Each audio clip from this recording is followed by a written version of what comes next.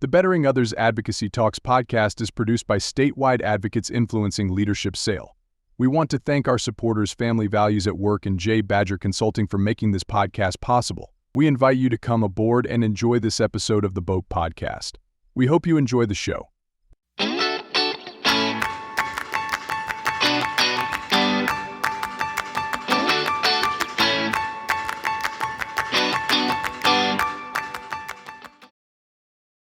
Hello, welcome to this episode of the Boat Podcast, and I'm so excited to be here again with producer Mel. She had this awesome idea to do an episode on the idea of social capital for people with disabilities, and we thought of two SAIL members who have not only talked about this with their friends and family, but they've also done presentations about this. We have with us today Sandra and Christian.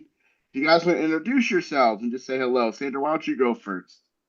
Hi, my name is Sandra Carroll. I live in Chester County, and I have autism. I'm an adult with autism, a much older adult with autism, so we exist. And I live with five other autistic people. Most of them are my kids.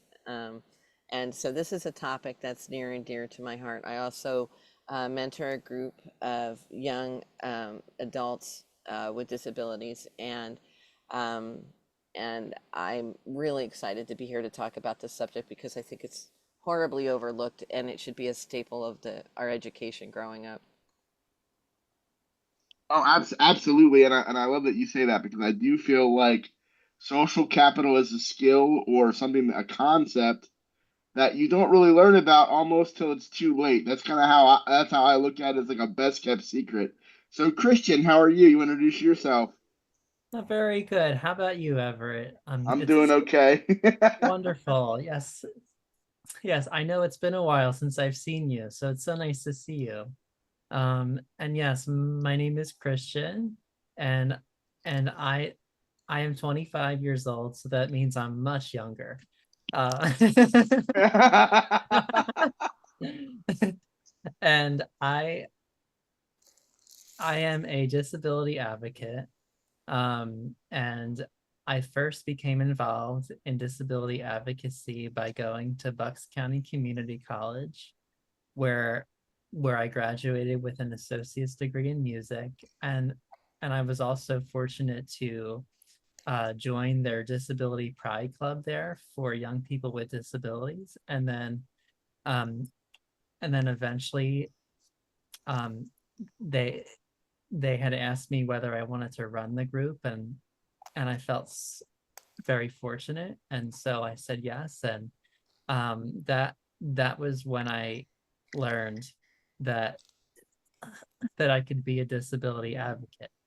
And then one of my professors there told me about um, this other group called PYLN, which is the Pennsylvania Youth Leadership Network. And by working there, I met Sandra, who reached out to us and said that she wanted to start a group. Um, and so ever since then, I've been fortunate to join the group called Loud Youth Advocates. And we've done so many different projects together, including this one. And so I think that is definitely a testament to the value of networking and social capital. Um, with the more people you meet, the more fun you have. So thank you for having me, Everett and Mel. Yeah, yeah, and thanks, Mel, for this idea, Mel. I feel like you're the engine that kind of brings new topics to the Boat Podcast, and I appreciate that. And I know that we've kind of been alluding to this, but I don't know if Sandra, if you want to kind of give the definition of social capital that you use, because I feel like it is so simplified and understandable. Because I think people hear the words social capital, and Christian uses words like networking and creating communities and all of that. But could you let people know what social capital even is if people are new to this very important concept? Yeah, it is confusing, right? Because it uses the word capital.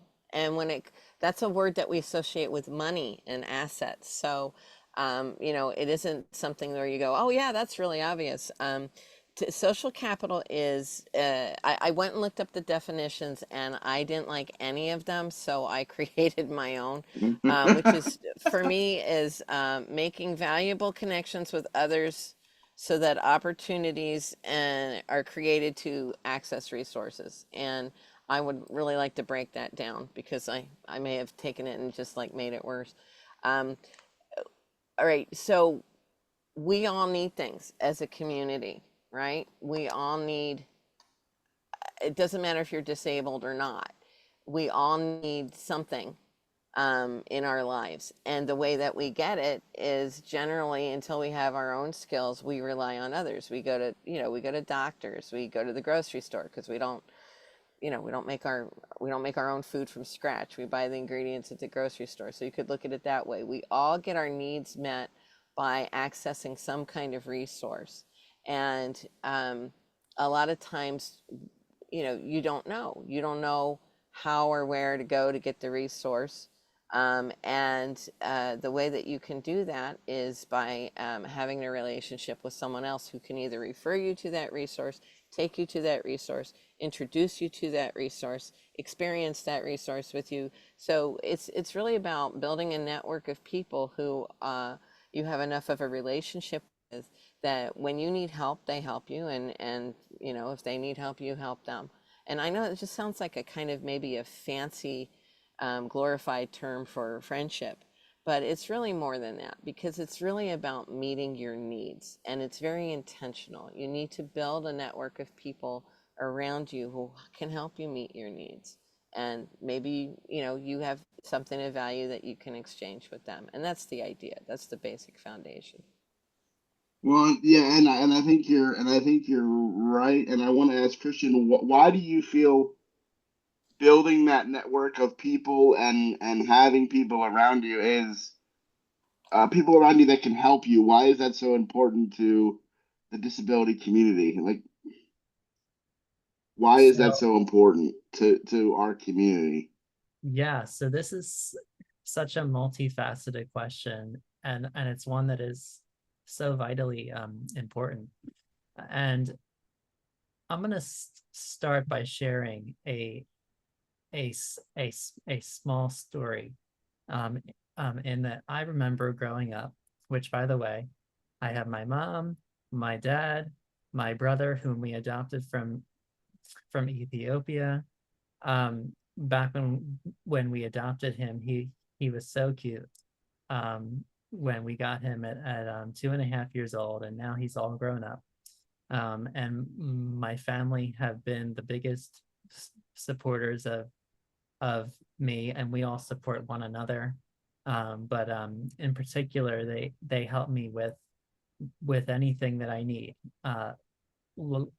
Life skills, therapies, just all my support needs. They're always there. My disability is cerebral palsy. It's mild cerebral palsy. I got occupational therapy, physical therapy, speech therapy, all kinds of things. But one thing I've noticed though is that with building relationships, it's not always about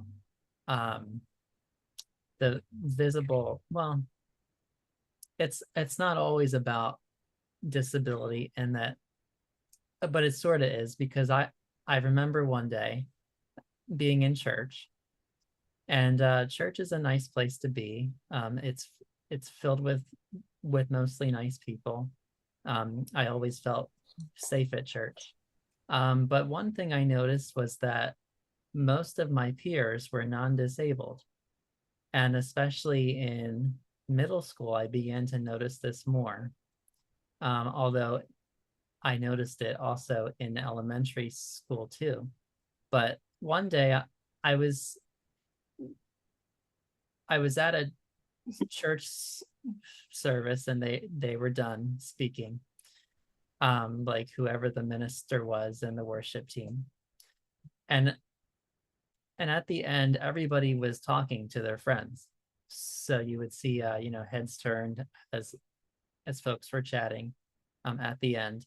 And I remember standing in the middle of the room, just looking around, not speaking to anyone, but just kind of awkwardly standing there, waiting for it to be over.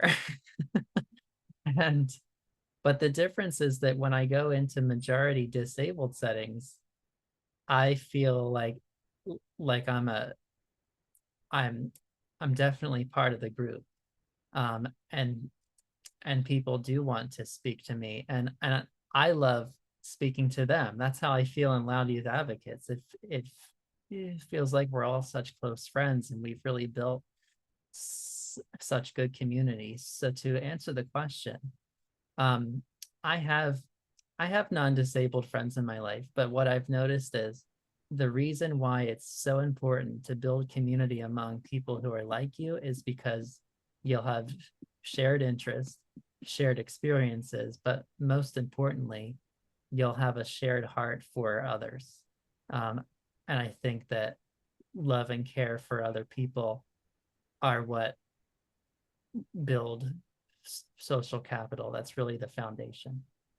Yeah, and I think what you just said rings so true to me because I have some of my best friends are people without disabilities, people that I would consider friends that are family to me do Yeah. not have disabilities, right? They Yeah. they they do not. And I can call on them and they're there and they're supportive and we support each other and there's love there Yeah. and all of that. But there is something very special about getting around a group of people with disabilities that have spent time together. And there is a natural connection that happens across that group when they get in the same room. Because you feel like you don't have to explain anything, Yeah. right? The vulnerability of it goes away, right? Whether we feel it or not, you always have a little bit of a guard up in the everyday world. I feel like unless you're around other disabled people, then it's like you can be who you want to be and you know that they understand you. Yes. You don't, and there's some level of, and there's people that are like Sandra who calls herself old, right? Right? Who have been around for so long that understand things and can teach you things, but then they're open to listening to you. And so it's like this, it is, and it recharges your batteries, I think, to then go back out into the world after you know what I mean? Like, I Yes. love a meetup like that that then charges me back up to go out and do the work and be who I am the day to day. But I need those touch points throughout the year that are like conversations kind of like this or getting together with people like this, right? So yeah, that it matters to me to get around my people. That's what I say. I tell my family that, like, y'all are great, but I have to get around my people for a little bit. Like, and the nice thing about my family is that they let me do that on my own because they know that's for me, right? They support it and they're around it and they'll help it and they'll be there, but they know that it's for me, right? It helps fill my cup and fill my heart like that. So like Yes. I totally get it. But Sandra, I feel like I don't know, I could be speaking completely out of line, but I feel like for you, your journey to this is much different based on your story, Sandra. Well, Like, my I, disability is really different from your disability. right, So sure, my people and your people are probably a little bit different. And, in our case, like, for example, we get around, well, you said about letting your guard down. I have a hard time uh, letting my guard down or else, unless I'm in a big group of neurodivergent people. And so I understand what you're saying. Um, yes. and, and with my young adults, they're kind of the opposite. If they want to go out into a community group, they want a body double. They want someone there with them, whether they're another Mm, person that has a similar disability, or even if they're just a completely typical non-disabled person. It's it's we all need really different things depending on who we are. So um, my job, I feel like as a parent, is to get the youth, or as a mentor, is to get the youth to a place where they feel comfortable going into those spaces by themselves, because eventually, you there's a whole philosophical debate about, can a can a paid employee ever really be your friend? Hmm. Can a paid person, a paid support, ever really be your social capital? And so it's really important to learn to survive in the world, if you can, without needing to depend on paid people to survive. And for some of us, that's absolutely impossible. But since you cannot guarantee the continued support from a paid person, building social capital is really, really important. Let's say you have, for example, like we have a friend who's on a ventilator, right? So they might need a lot of support from paid people, right? But at the Hmm. same time, they have to be around people who know how to take care of that in case a paid person doesn't show up, right? They Hmm. need to have Hmm. enough social capital. And I know that, like, I would love to live near Mel, for example, because if I was going crazy one day and couldn't figure something out, and Mel lived nearby me, I would call and say, I need help. I'm going nuts. I need you to help me figure this out. And I could go pick Mel up, bring them back to my place, and Mel would help me figure it out in a heartbeat. Like Yeah. that's the skill that Mel has that I'm missing, right? And Right. Right. and that's Right. and and sometimes we attempt to do that on the internet. We sometimes Yes. attempt to Yes. do that on Zoom, but we all need a group of people who can help us in either really big ways or really small ways, to achieve to getting our needs met. And so it's, what you described, Everett, is a little bit about, that's a need that you have, and that's how you meet it. That's how you met that need, right? Was to go be with your people, or what have you. And then Yeah. sometimes we have just your basic survival needs, like, oh my God, I need a ride to the emergency room, or Yes. oh my God, Hmm. my medication, it ran out. I didn't know it was my last bottle. The pharmacy's only open till 9. I need somebody who can get me over to that pharmacy before it closes at 9. And so we have uh kind of long-term, you know, I want to say chronic needs, so that sounds very medical. Hmm. Or we have, very short-term, acute, urgent needs. And either way, we need that social capital to get us through. And Yeah. and as a disabled person, you're much more likely to have more needs than a typical person. But you're also kind of probably grow up, unfortunately, more isolated, less access to network opportunities to build that social capital.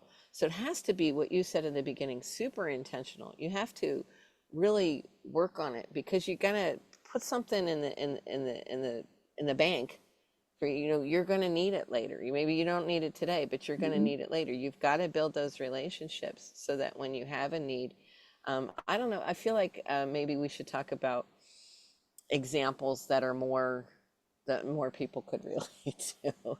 Um, So what you kind of mentioned though, the other fancy word, and I feel like we're throwing around a lot of those, but this is kind of what they are, right? It's like yeah, what you all are talking about is getting natural supports yes, in place, right? Finding those places and people where you can access natural supports so that you can be as independent as possible and dictate what's happening around you. Independence isn't always about having to do things on your own, but it is knowing where to go to get where you need to be. And part of that is getting around people that understand you, being in places that are accessible, yes, different things like that. I mean, I can give a, I mean, and I went to this. kicking and screaming, to be honest. So I just got back And a from lot of us do. a trip with my daughter to Disney World, Sandra, and I was petrified about going to this place. Mm. And everybody kept telling me, wait till you see the access. Wait till you see what's there for people with disabilities at this place. And there were transfer seats for roller coasters. There were accessible bathrooms everywhere. The way the cast members that work there spoke to me is different. The way they handle their food and the allergies people might have is different. All these different, like, they're just so responsive. And it makes me want to go back tomorrow because I felt so seen. Because I didn't feel like I needed my family to be watching over every second of my vacation as I was out there in 100-degree heat. Like, it could Yeah. have been awful, but I was so enamored with what the experience was for me as a disabled dad with And my child. it took someone like you and a lot of other yous a lot of years fighting to get To it that get way. that, the They did not yes. do that on their own. I No. went there for the first No. time 11 years ago, Everett, and what you're describing is a completely different experience. Everybody told me the same thing too. This is such a superior place if you have a disability. And but they didn't understand my disability. Right. So when I got there, I spent a lot of the time, and I think about this because somebody mostly paid for this trip for me. And I kept thinking about all the money that was kind of, almost wasted because Right. there was a lot of things I couldn't access, even though I went to their disability services office and tried to explain my disability and the kind of support that I needed. They didn't get it. Right. So, and up until that point, they had been kind of well known for being one of the better places, right? That you could take your kid if you had a kid with autism. Mm-hmm. And Sure. they actually someone had kind of, I don't want to say ruined for us. There was created this little industry that if you could hire a person with a disability, they could take parties of up to 5 more people with them around. So disabled people became tour guides for Disney World, not with Disney World's Yes. permission, okay, and took groups of people around and got them past the long lines and the, whatever privileges a disabled person would have, they would convey to their group of 5 non-disabled Yes. people. And that's when Disney World had to pull way back, right? Yes. And so they started Yes. slashing those benefits to kind of weed out those con artists. And so what it ended up doing was hurting people like me and my experience at Disney World because Yeah. they didn't understand what I needed and how I needed it. And it doesn't show on my face. I don't have a big autism sign up here. I don't have a big POTS, which is postural orthostatic tachycardia syndrome, which means if I stand up in one place for a long time, my heart rate zooms up and my blood pressure drops. So I need to use a wheelchair if I'm going to be standing in a line, and they didn't get it. I would be horribly fatigued to sit in that line. They said, well, you're in a wheelchair. You can sit in that line like everybody else because you've got a wheelchair.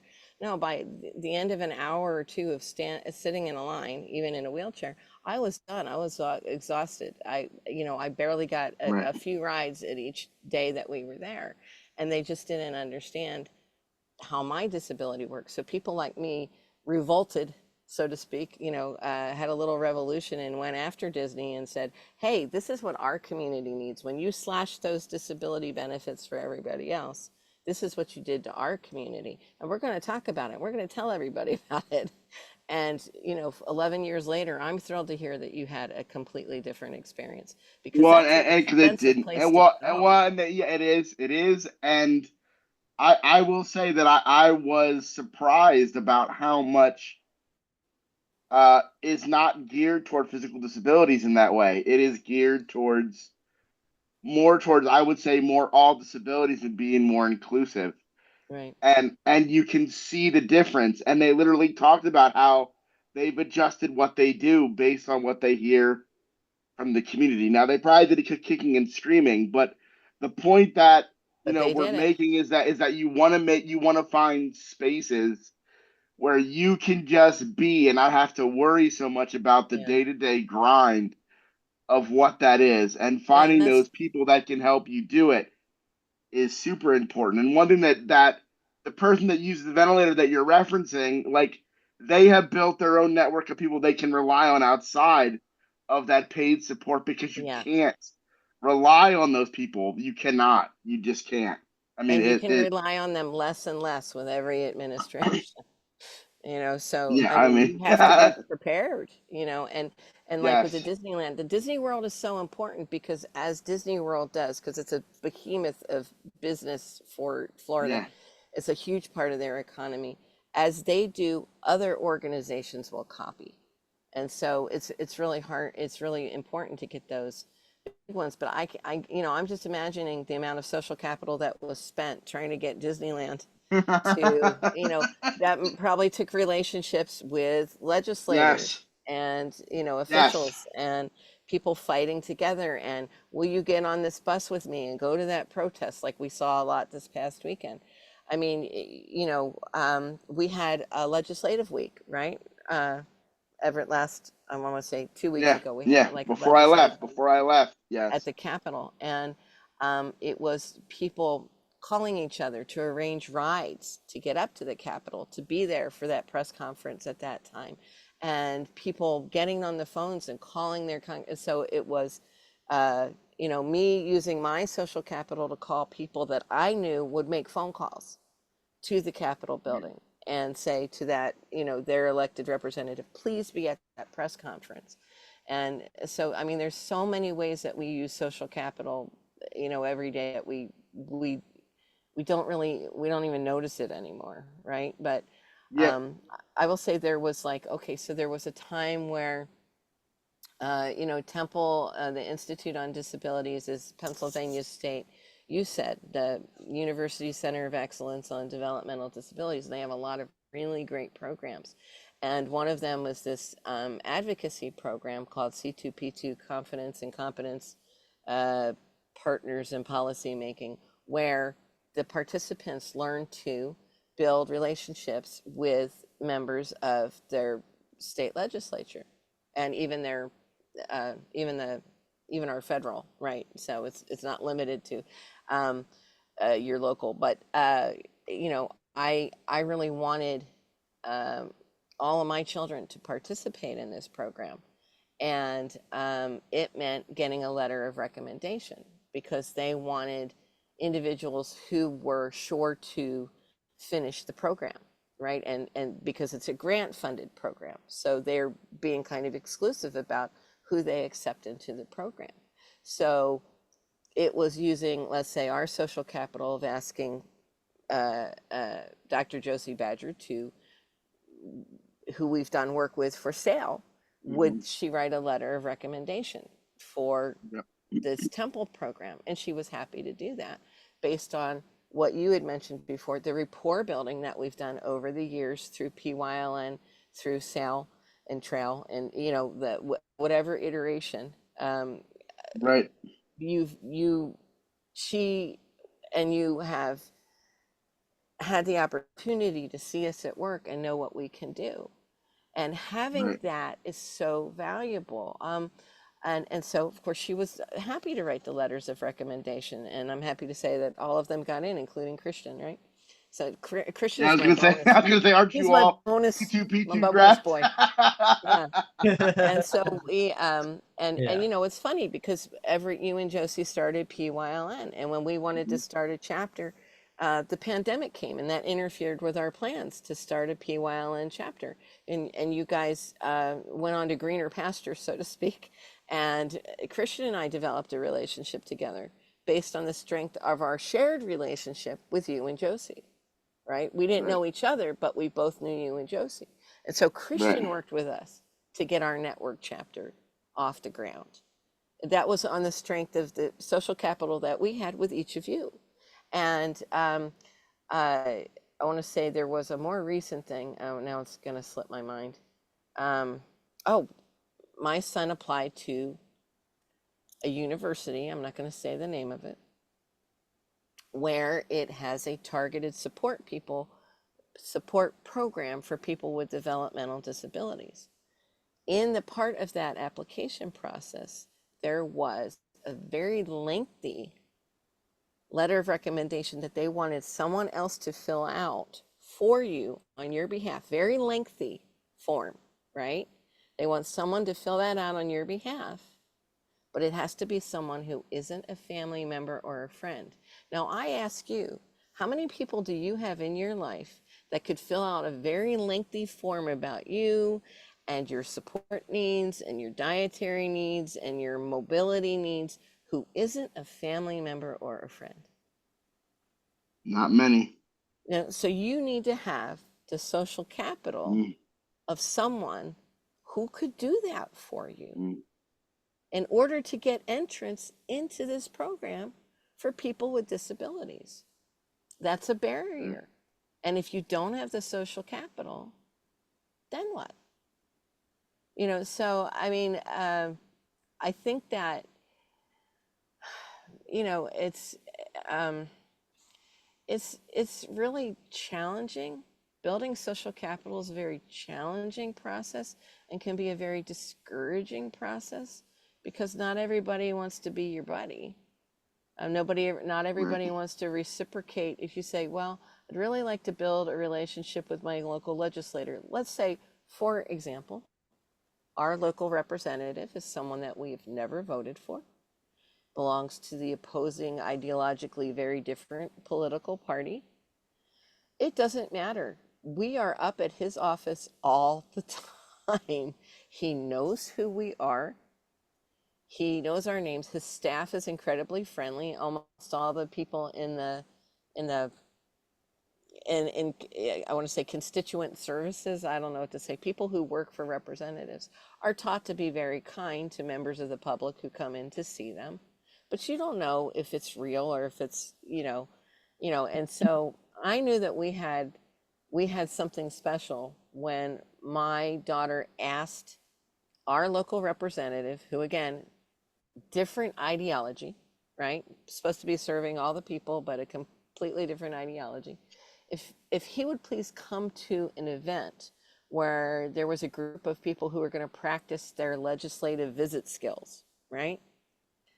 And we've never had a member of the opposing ideological political party come to this event before. It's always been the major party who supports people with disabilities. Well, I knew we were in good shape when she walked in the office and he came out and said, "Hi, Shelby." Because A, he remembered who she was. Right. And Yes. B, on the basis of that personal relationship, we had our first ever member of the opposing political party attend this legislative visits practice day at this program at Temple University. And you know what else? He didn't show up. She felt enough confidence. This is a very shy, introverted person, to call his office and say, "Where are you? You're supposed to be at this presentation." And he was there in 15 minutes. So, I mean, if you're It's not in a the constituent, constant bugging your representative world, you might not understand what a big, huge deal that was. But the sure. fact that he offered to come, then he forgot, she felt confident enough to call her local representative and say, "Where are Yes. you?" Which for her was huge. And then Yeah. he came. Yeah, So, I mean what you're really talking about there, Sandra, is like really knowing someone and realizing they're just human beings. That's the other part that I feel has worked for me is that I don't feel I mean now okay, so while I say this out loud, I put respect on people's names. Like I understand who people are and I respect people, but I also treat them like they're humans, right? So a lot of people won't cross that line. They just call him on the phone. But I bet that he, like you said, they honestly forgot yes. and probably felt bad that they forgot Yeah. and then ran to be in attendance, Yes. right? But that's a genuine human thing, and But I that think was based sometimes on we the forget. that's Mhm. based on the On the strength can. of the Mhm. connection they had built over the years. Yes. And Yeah. I she would mean, have never imagined this 5 years ago. He would have never imagined this 5 years. yeah, But it's here it is. there it is. And in a world where political affiliation seems to create divides, it is still about a human connection Yes. that you can make with someone else to bring support to you and to others. And Christian, I think Sandra did a great job of giving an example of where you all have used social capital. She has used social capital. Her family has used it. But do you have any advice that you would give to people with disabilities about building connections, like strategies that you have used as a younger person? I'll say that. I'm going to keep teasing Sandra about that because I think Gray hair. I think that Gray. I think the suggestions that Sandra talked about, and and being intentional and thinking about natural supports are great strategies. But are there things that you're like that work for you in terms of building those connections? And what advice would you give to somebody that's trying to build those connections? Yes. Yeah, this is such a great question. And I would say that, um, like I know Sandra has spoken a lot about, not just here, but in previous meetings about just find what she calls the low-hanging fruit, right? Family, friends, school officials, your friends within different clubs and extracurricular activities, folks within your community, whether it's churches, libraries, um, folks at work, your different colleagues volunteering for different organizations, or just different causes in general. And I would say that what you had said earlier, Everett, about just viewing people as human beings is spot on. And just not worrying so much about people's titles or positions of authority, but rather just being able to relate to them. Um, Although sometimes we do need to be mindful of their position, but I do think that seeing them as human beings matters. And I wanted to mention that um, I think both for non-disabled and disabled people alike, this is a skill that would be useful to learn. But I do find that, like, among people with disabilities, this is a skill that most know, that looking looking out for the person who's different, and like whenever you're within a group, and like I said earlier, right, look for the person who's kind of standing around.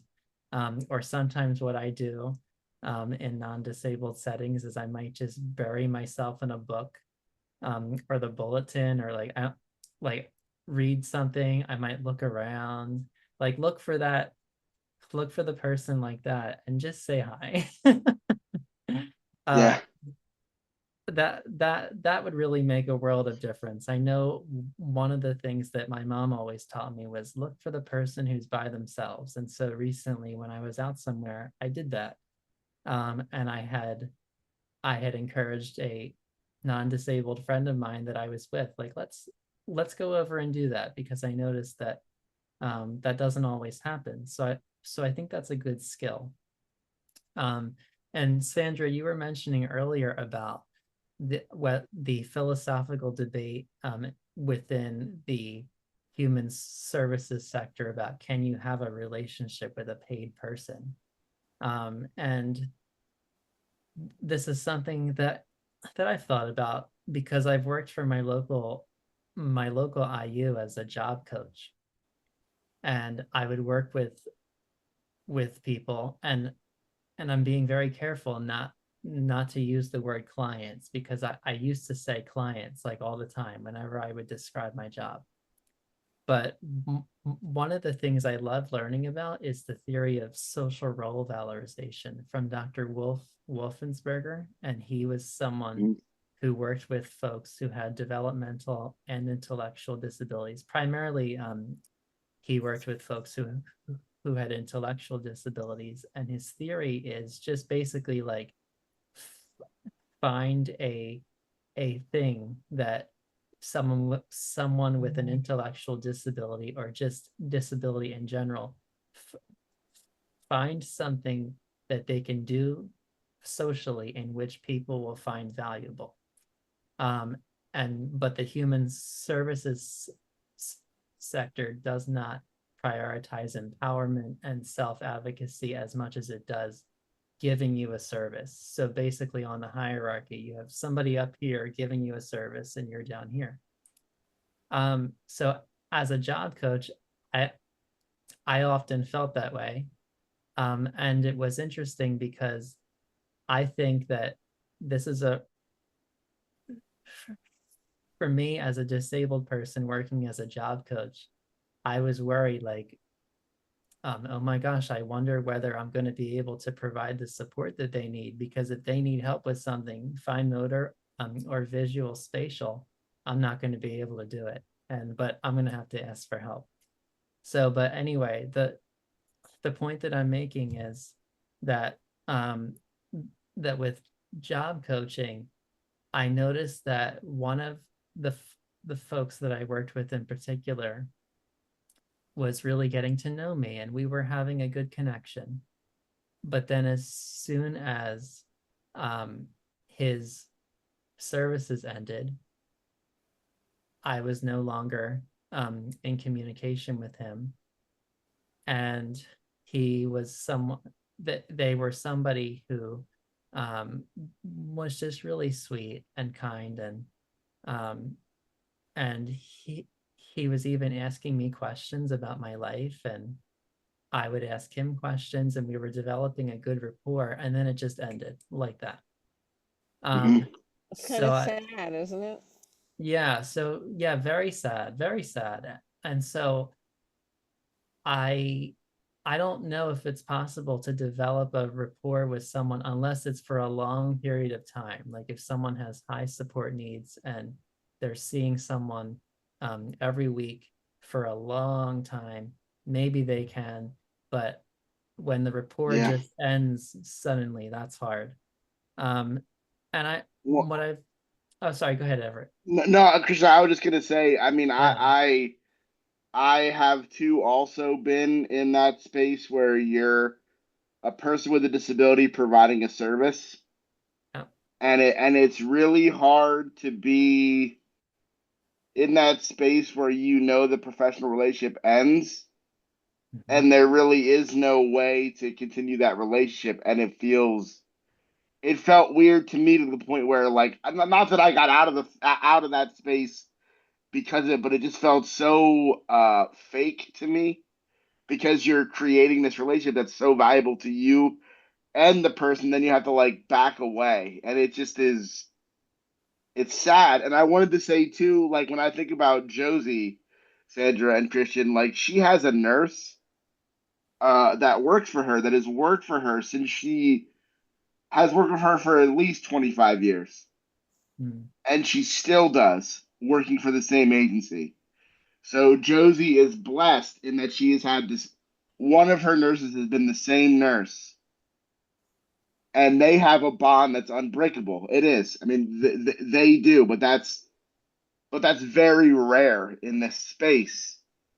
And Very. even if you try to do it the right way, Christian, it still is hard to bring it back. But you brought up SRV. I didn't know that you're SRV trained. I didn't know that you were.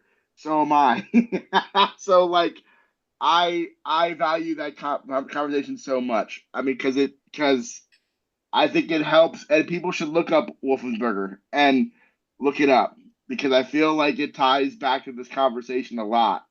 Is how can you elevate your status into situations where you're in a role that's valuable to you and to the world around you, because that's how you make connections that are real, right? Yes.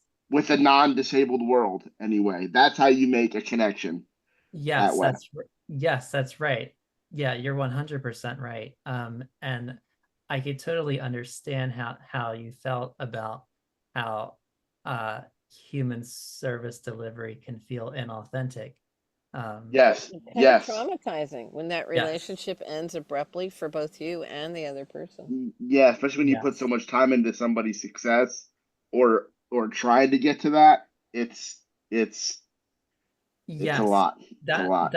That's the thing, because we were making such good progress. And one of the things, like I was working with him on various um, social skills, and also different activities around where we were at, um, and everybody loved it. Um, and then it just ended. But um, that brings me to say that uh, the I think that it's really important too. And I say this even when I'm with my non-disabled friends. They must think I'm such a nerd, because when, like, one day we're driving down to the beach, and they're talking about what they're up to with their college and career journey, and I'm like, "Do you have a portfolio? Are you setting it up? Are Right. you are you Yeah. reaching out to people?" Um, and they must think like, oh boy. But like, I try to give advice whenever I can. But so, so one thing I always say, I might like, this is something my mom taught me too. You I think the original question was, what strategies do you have for folks with disabilities to network and build social capital? And I just write like random emails to people that I think are fascinating, or like different organizations that I want to join or something, and I just say, "Hi, I'm 25 years old. I'm a young person. I'm in college. I don't know anything, but I love what you do. Can I help you in some way?"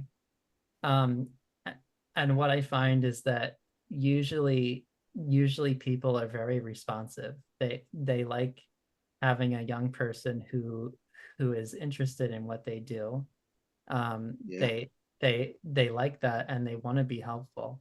um, That's we're, a distinct advantage of being young, for sure. yeah, yeah, Well, yes, I mean, People want to help young people. I mean, it's a yeah, natural.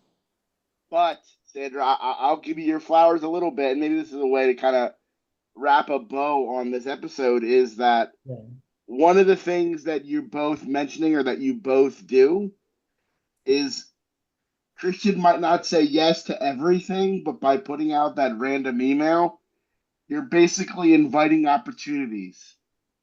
And yes, so, one of the biggest pieces of advice that both of you do really well is you invite opportunities to come to you by offering to help in any way possible. And the way that I have leveraged opportunities is I say yes a lot. Or I early on early on in my career, I said yes to everything. I wanted to learn everything. How do I do this? Yes, I'll do that. How do I learn that? Yes, I'll do this. Yes, I want to. Yes, I want to do this. Yes, I want to do that. And by sending emails that are random saying you want to help is a way of saying I'm open to that opportunity. Sandra, you are a master at bringing people together, dragging them to a space and then having them be there and offering them opportunities and saying yes to doing things. And that doesn't mean you have to be young or old, because you both do it in your own way. Right? I think you both do that in your own way. And I think it's a superpower that's built both of your networks to be what they are now. Right? And it doesn't Always matter be if, yeah, open. Yeah, always be yeah, open to yes, an yes. opportunity. That is probably one of the biggest pieces of advice that I would give, is that if somebody gives you an opportunity, you take that and then you run with it. Right? You take yeah, that and you watch where it takes you. Right? And then right, eventually, as you build up your network, you understand where your boundaries are. But that is pushing yourself out of your comfort zone just a little bit. like Sandra. It is. But taking Because how risks many for your legislators did you meet the other? How many people did you walk to last week and were almost dead on your feet at the Capitol bill? 37. Yeah. 37. Wow. Oh, that's And, you, amazing. and 37 inaccessible doorways in and out with the wheelchair. yes, yes. And by the end, you were like, "I'm done. I'm tapped out over here. I'm But out." Like if I hadn't done that, I wouldn't have had the opportunity to accidentally meet the Democratic majority whip who was willing to talk to me about transportation. I mean, it's right. But because I'm like sitting here listening to both of you going, I know how I'm going to end this episode is that both of you have this way of saying yes and then leveraging those opportunities to build what's next. And then you don't go away, right? You don't that's like, the important thing, that Yeah. persistence. Everett, I am not by nature an extrovert. Okay, so this is what people need to hear. They go, well, but I'm shy and she's outgoing and and I'm scared and I have anxiety and whatever. Yes, and I do it anyway because without leaving yourself open to those opportunities, they're not going to offer themselves to you. You need to go after them. And sometimes you're going to screw it up. And sometimes you're going to be so embarrassed. You think, oh, I may never ever face that person again. That was so embarrassing. Okay. But there's other people. Or maybe after a few years, that person forgets about that incident and you have a relationship with them now that you think is great. Right, Everett? yeah. So, I mean, that's, Right. don't close the Yeah. doors on the possibility. Yeah. Always be open Right. and be persistent. Keep going. Even if you screw up, everybody screws up. Everybody's going to screw it up. And it's hard because as a person with autism, the autism community, we're very, very likely, much more likely than a typical person or people with other kinds of disabilities to have a fear of rejection. It's actually called rejection sensitivity syndrome. And because of the nature of autism, where you have trouble with social skills and social communication, you're going to be rejected more often than somebody else who doesn't struggle with that. Right. So after a while, we develop this sort of trauma around it. But you have to keep putting yourself out there regardless. It is painful sometimes, but you need to have a way to get your needs met Yeah. and And but also to once you, yeah, go fill ahead. your potential. Yeah, You because could sit on the couch. once you start doing it, it gets easier because you You're do gonna build find that your network of people. people. You find your people by doing that, Yeah, and then if you're lucky, you find opportunities that you would never know were even possible. I mean, to say I'll never forget Sandra going to the governor's inauguration and being like, I can't believe we're sitting here. I can't freezing to believe this death. is freezing. It And was freezing cold, going, but I but could it's not an believe we were there. honor that I'm here. I can't believe the governor invited me to his inauguration. And Yes, and I'm said going to yes, be so grateful for that opportunity that I will freeze to death. yes, or it's you get to go stay at cool places and do really cool things, and you're like, how did I ever get here? Like it's because of the people that you meet and what you do. And thank you both, and thank you Mel for thinking of this idea. Thank you Sandra and Christian about sharing your knowledge and your passion about this topic. I can't wait to edit this and get this out because I feel like so many people need to hear it. But thank you both for your time and energy and advice. And please go out in the world, people, if you're listening, and say yes to opportunities and build your social capital because it matters to you and to other people around you so, so much. So thank Yeah. you both. And thank you for the opportunity. And if we'd love to like maybe come back and talk about the nitty gritty details of how Yeah. you do it, maybe because today, Yeah. hopefully, I hope what There's we got more. Yeah. across was the importance and the passion that we feel towards this subject because it's so critical and essential to the quality of people's lives. Yes, and thank you so much, Everett and Mel, for having us here today. I really do appreciate you both. And I was just thinking as we wrap up here, I had a professor who said to me once, and to our class, always know what your next goal is. Always have the next goal in mind. And Yep.